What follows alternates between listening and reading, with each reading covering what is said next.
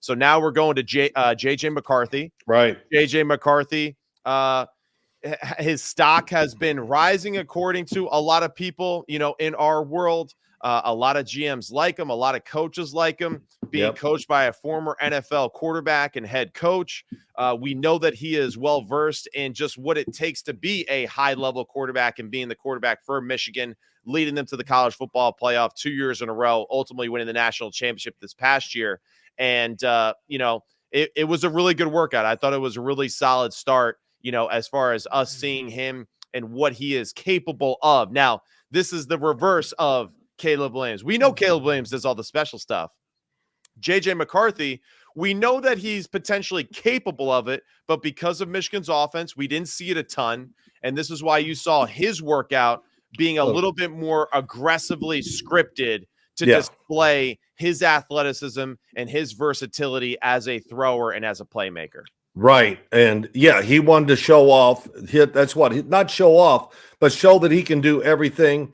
Right. And I would say this, watching it work out about halfway through it or whenever, I just went, home run. He's hitting a home run. Yeah. I thought he threw the ball really well. He threw it with power, which we knew he had on the run when he was moving outside, right and left. Yeah. I thought he's very good. He showed that in his career at Michigan that you do it well on the run. And the biggest thing is, when he did just drop back and he was in the pocket, his foot movement. In other words, his feet are on fire. Right. And there's always an athletic bounce to it or whatever, a move. And I love that. And it really showed more in that workout. And I saw it a lot, of course, in some of the games, but it looks like he's really that's just going to be part of who he is now. Yeah. That little bounce, those feet.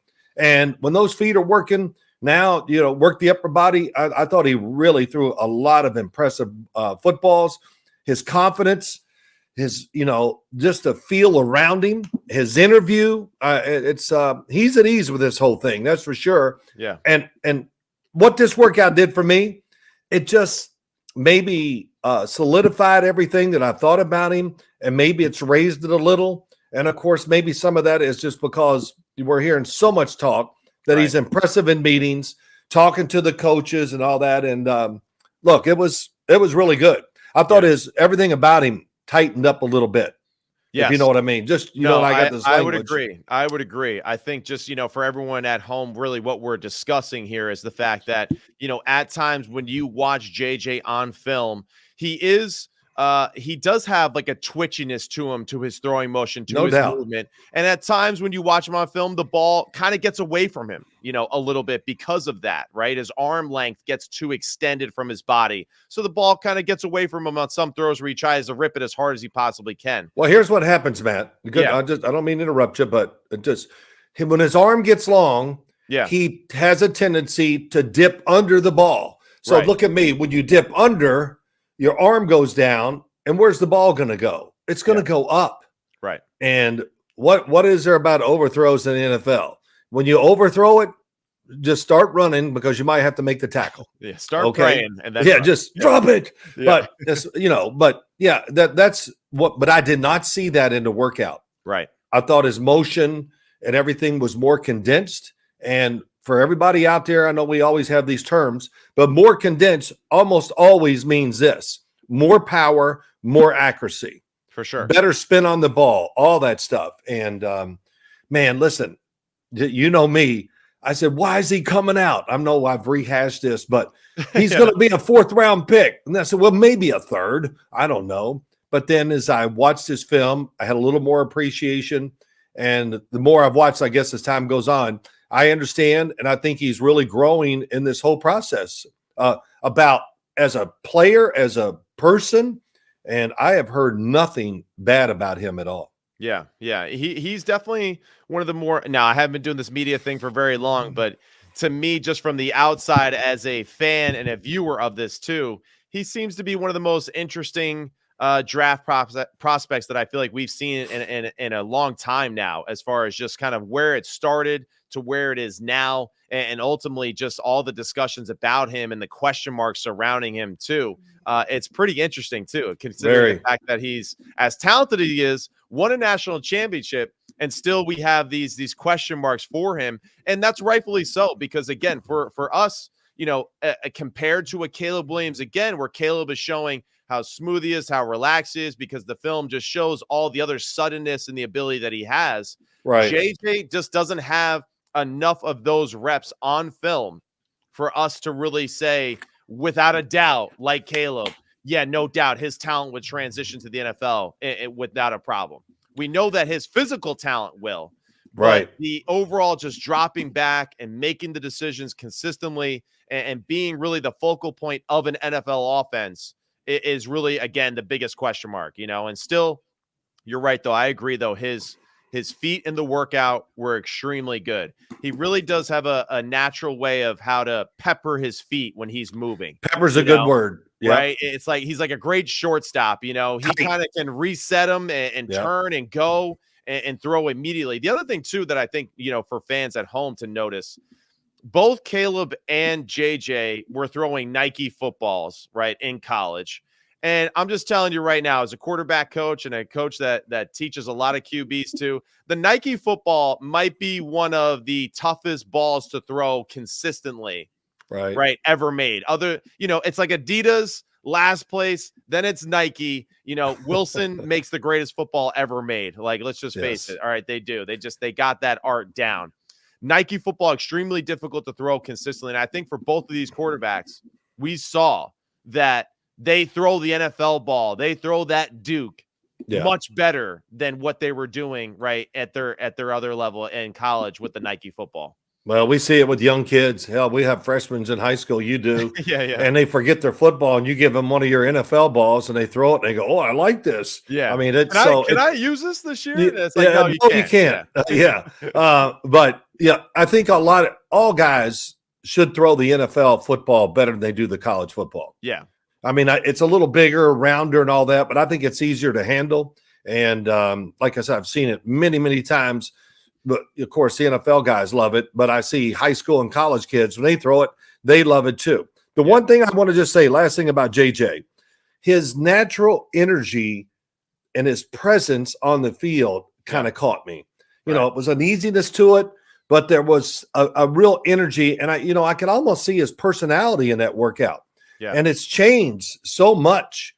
I mean, now he's at ease and, talking kind of funny. And he's, before he was very measured. And I understand he's in college and all that. And but really impressed. That really caught. That probably is one of the big things.